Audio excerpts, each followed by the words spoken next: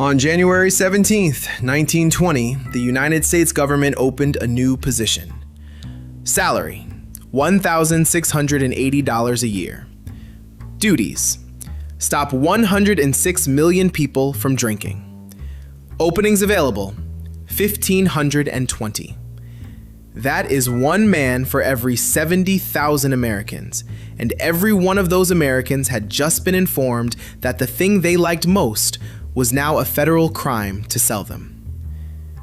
The government was aware of the arithmetic. It budgeted accordingly.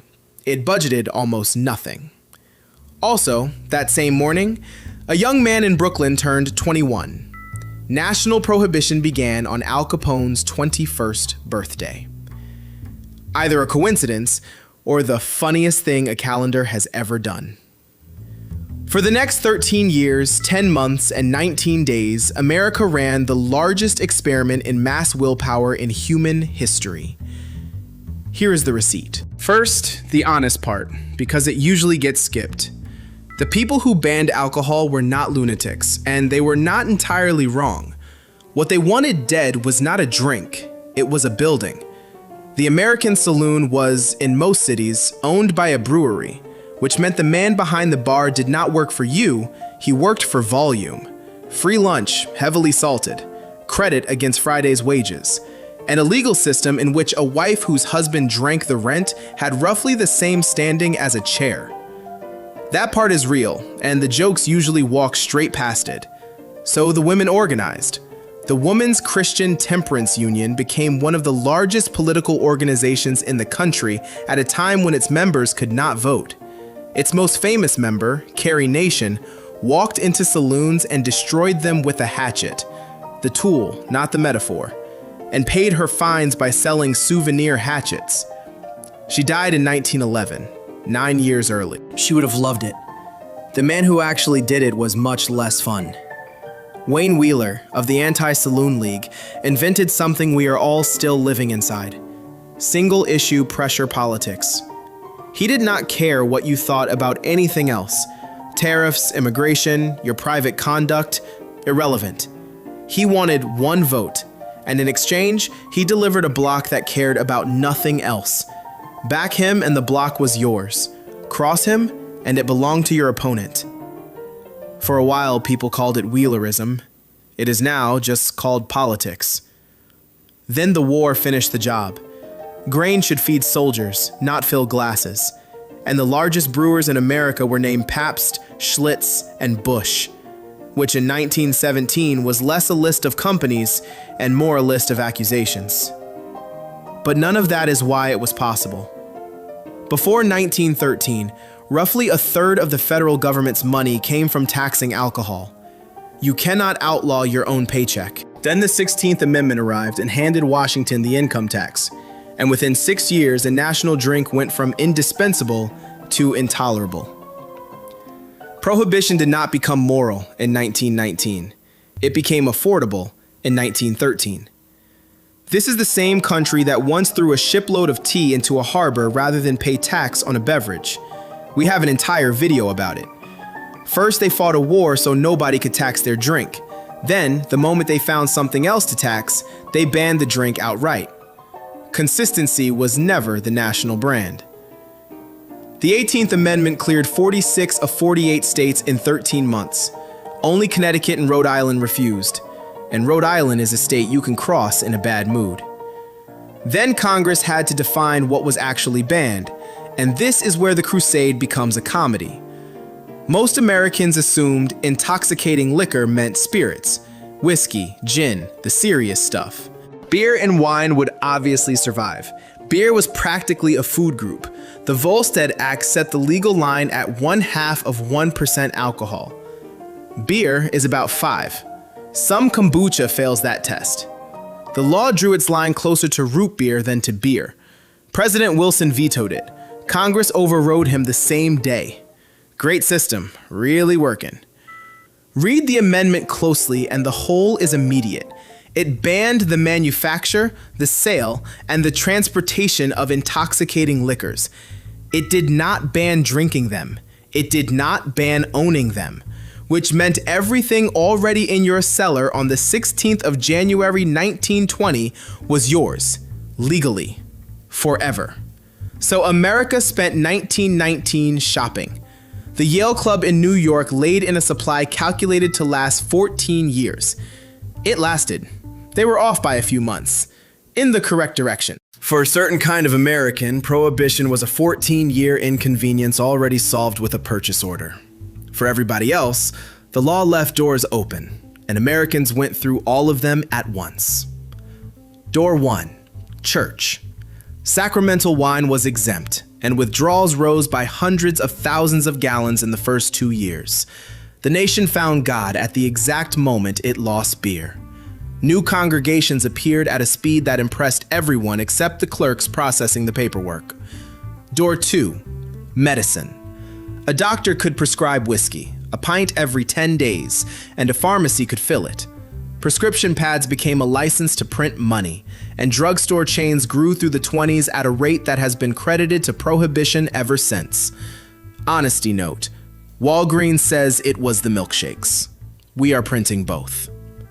Door 3, my favorite, grapes. It was perfectly legal to sell grape concentrate, bricks of it. And the label, so the story goes, carried a serious warning. Do not dissolve this brick in a gallon of water and leave it in a cupboard for 21 days, because it will turn into wine. Honesty note again, the exact wording of that label is folklore. The product is not. California grape acreage multiplied several times over during Prohibition, which is a very strange thing for a country to do to itself while sober. Door 4, beer that was not beer. Breweries were allowed to make near beer, real beer with the alcohol taken out, which required, as a first step, making real beer. What happened next required a syringe and no imagination whatsoever. And then there was the ocean. Ships anchored just past the 3-mile limit and sold to anyone with a fast boat, a floating liquor store the papers called Rum Row. In 1924, America negotiated the limit out to 12 miles, solving the problem by making it 4 times further away and exactly as legal. One of those captains was Bill McCoy, famous for never watering his product, and the phrase, the real McCoy, gets traced to him constantly. Etymologists say it predates him. He would have sold you the story anyway. And the northern border. Canada handled this in the Canadian manner. Making it was legal, exporting it was legal, and what happened to it afterwards was a private matter between you and your own government. The Detroit River is half a mile across. By the middle of the decade, an estimated 3/4 of the liquor entering the United States came over it, and liquor was the second largest industry in Detroit, behind cars, and using their trucks. Which brings us back to the 1,520 men. An agent made under $2,000 a year. One night of standing somewhere else paid more than that. Of the roughly 10,000 men who passed through the service, more than 1,600 were dismissed for bribery, extortion, or theft. And those are the ones caught by an agency that could not catch anybody. Meanwhile, Congress, the body that passed this, had its own bootlegger.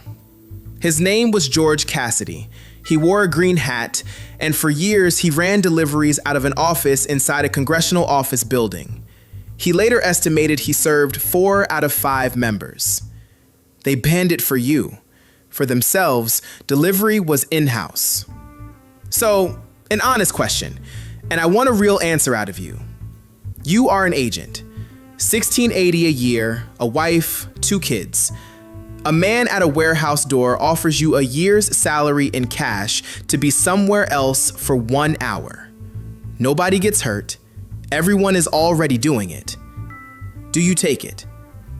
Tell me in the comments, and be honest, because I am coming back to this at the end.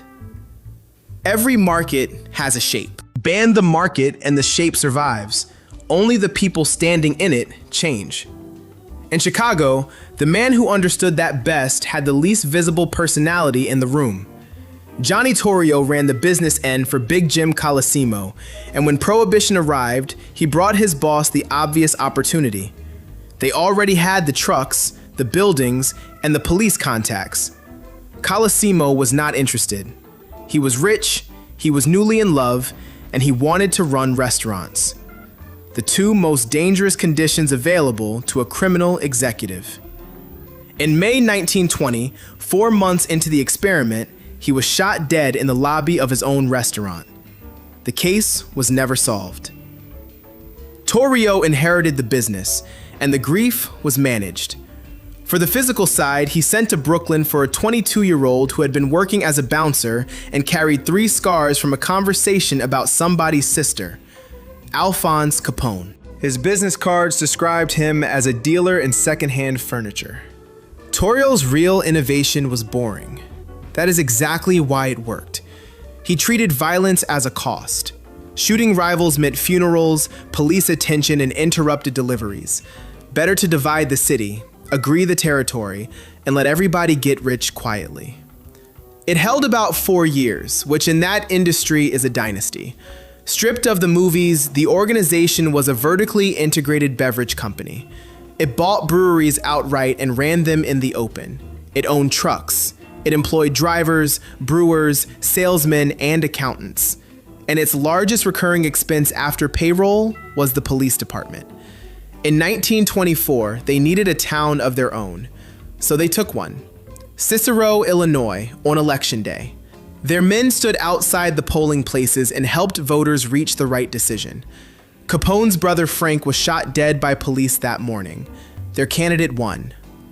That is not vote rigging. That is an acquisition. By 1927, estimates of the organization's income ran to $60 million a year, and $1927 untaxed from a product that legally did not exist. Honesty note. That figure came from prosecutors and newspapers, and both had reasons to enjoy a large number. A third of it would still make them one of the biggest businesses in the state. Then the peace broke, because peace always does. Chicago spent the back half of the decade shooting itself. More than 700 gang deaths across the Prohibition years. The tool of choice was the Thompson submachine gun, invented too late for the trenches and left looking for a market. It found one. You could buy one over the counter, legally, for about $200 until 1934. Here is what should have ended the argument and did not. For 13 years, the only nationwide, reliable, genuinely customer-focused distribution network in the United States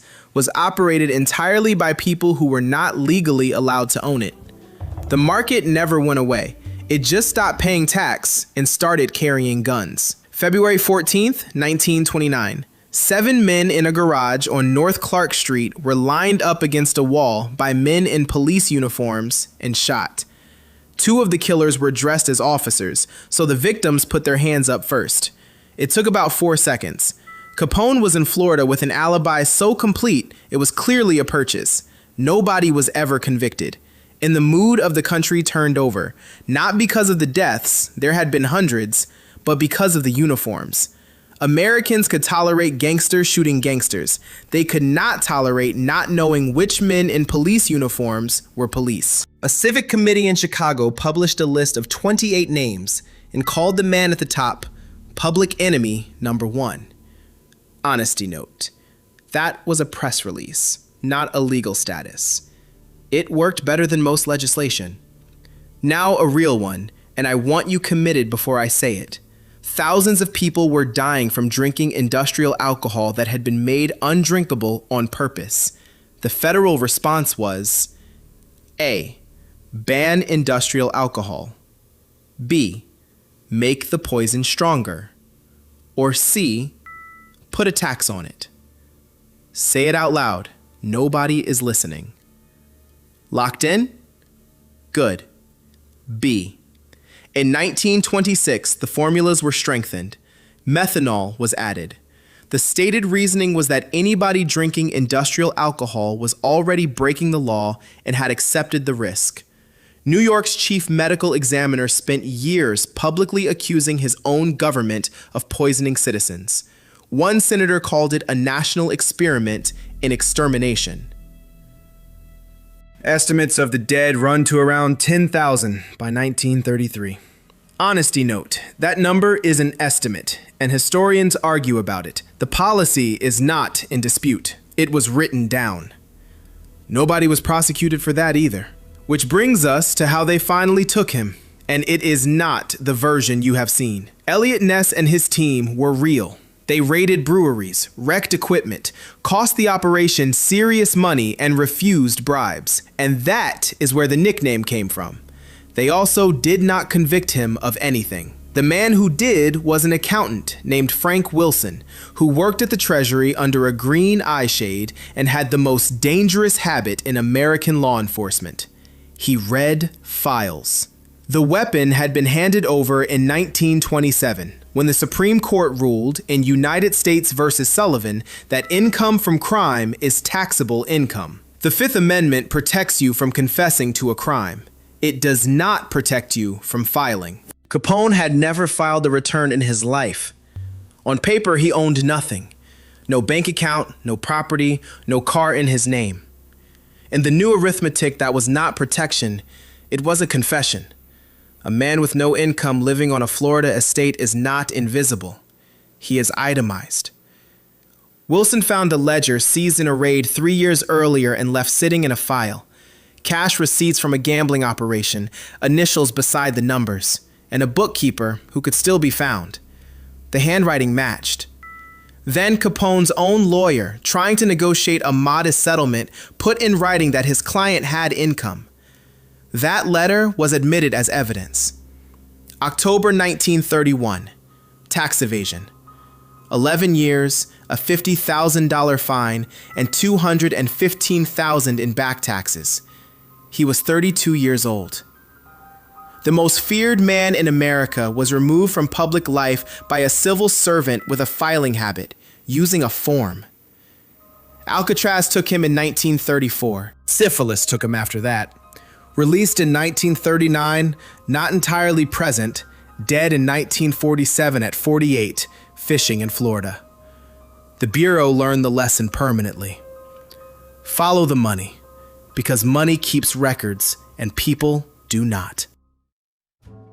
The experiment did not end because America changed its mind about drinking. It ended because America ran out of money. October 1929, the market collapsed. Over the next 3 years, federal receipts fell off a cliff. Unemployment went past 20%, and every politician in Washington was hunting for revenue that did not require voters to have jobs. And there, sitting in the corner, was an enormous industry the country had deliberately made tax exempt. Repeal stopped being a moral question and became a budget line. And the people who finished it were the people who had started it.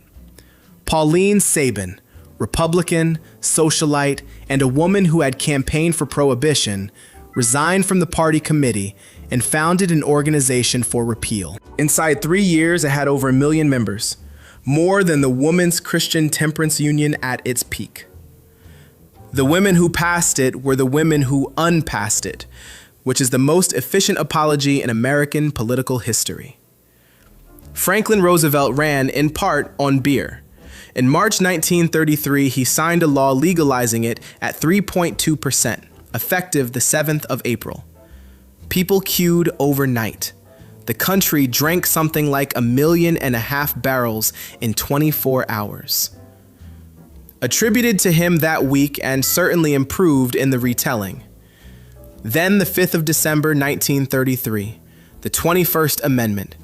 It is still the only amendment in American history that exists purely to delete another one, and the only one ratified by state conventions instead of legislatures, because Congress no longer trusted state legislatures, having watched what pressure politics did to them the first time. And the deciding 36th state, the one that ended national prohibition, was Utah.